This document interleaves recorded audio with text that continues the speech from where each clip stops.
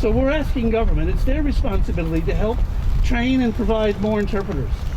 We need to hire and get more interpreters for Newfoundland and Labrador because your needs are important.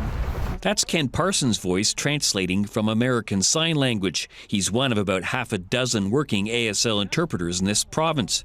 Deaf people here say there are far too few interpreters to serve the more than 600 people in Newfoundland and Labrador who communicate with American Sign Language.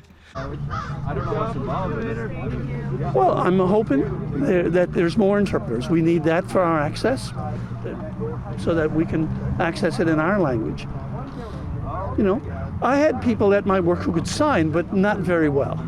You know, just a little bit here and there. So, you know what I mean? I was behind on all the news and didn't know what was happening many times. So isolation, that's something that deaf people live with. Your ability to access services should be the same as mine, as a hearing and speaking individual. Simple as that, and that's what it comes down to.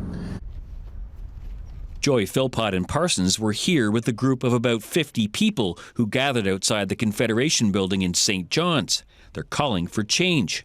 They want the provincial government to increase access to ASL interpretation so all deaf people can get the services they need. Philpott said last year her boyfriend was hospitalized, and without an interpreter, she didn't know how seriously ill he'd become. But it was a fair time after that I learned that he almost died, and I didn't know that at the time.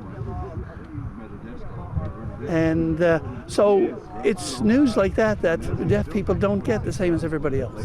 The Health and Community Services Minister was one of many politicians who spoke with the protesters. He promised to look for solutions. We are absolutely prepared to look at additional funding for additional interpreters. Osborne said he'll be meeting with members of the deaf community again later this month. Mark Quinn, CBC News, St. John's.